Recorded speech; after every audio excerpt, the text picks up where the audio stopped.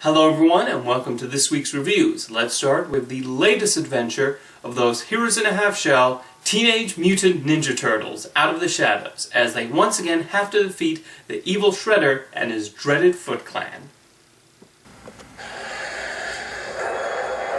Oh boy, we gotta go now. We only have a 30-second window. You know the plan. Dudes? What? He jumped. He jumped! All right, one for all. But wait, you don't have a shoot! Woo! I don't need to shoot. I got my board! Oh, this is awesome!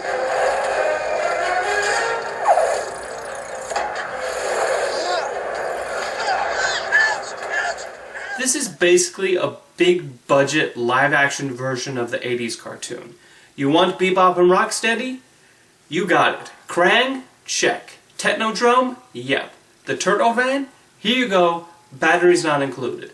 This is pretty much banking on the audience's nostalgia for the classic cartoon.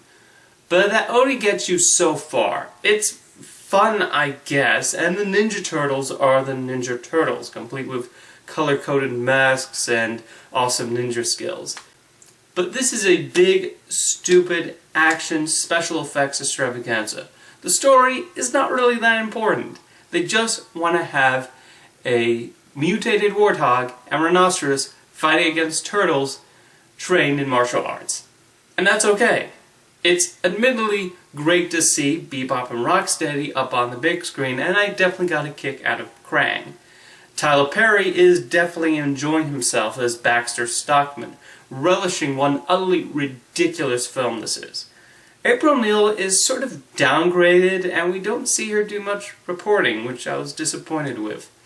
Casey Jones is just there to play hockey and smile his pearly white teeth. Why was Laura Linney in this? I mean, she's great, but she looked really out of place. Dave Green shows a lot of flair with the action scenes, and the special effects are improved from the previous film, especially Splinter. There is quite a lot in this film. Enough that Shredder isn't in it that much, and his plan is fairly convoluted, especially with all the baddies in here. In the end, there's not much substance in this, but it's a Ninja Turtles movie. It's a ridiculous concept that's kind of impressive it's lasted this long. But take the Turtles out of this, and it's your fairly substandard, effects-driven summer action film. Next up is the mockumentary Popstar, Never Stop, Never Stopping, from the Lonely Island troupe, as we peek into the inner workings of an egotistic singer on his record tour. First of all, this is an 18,000-seat arena. Nobody sells this out. You sold 15,000 seats. That's still really good. No, it's not good. Hammerleg sold this place out last week. Well, Aquaspin agrees with you. They're concerned about ticket sales. What? But it's an 18,000-seat place. Nobody sells that out. Hammerleg did last week. Look, the low record sales is making them nervous.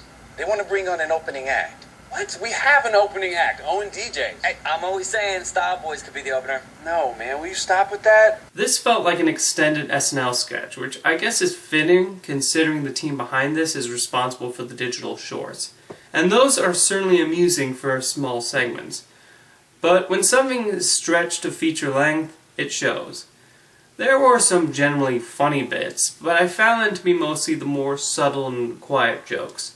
The litter of cameos gets some hilarious line during the interview segments, and I also enjoyed the little dig it took at singers constantly needing to have a documentary or reality television crew recording their every movement. However, most of it did not really work for me. We get gross-out humor, which mostly exists for shock value. The more physical comedy bits did not really work for me. And the TMZ parody is something I feel like I've seen done in other things before, and very similarly.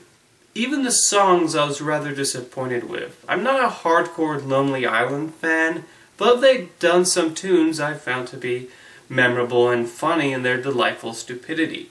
I watched Popstar a couple of days ago, and I've already forgotten the songs. Despite only being 85 minutes, it felt longer. However, there were enough amusing bits that I can concede that maybe the film as a whole wasn't my cup of tea.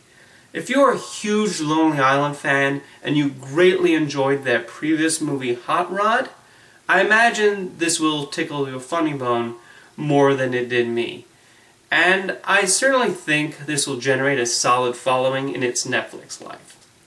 Thanks for watching this week's reviews, and I'll see you next time.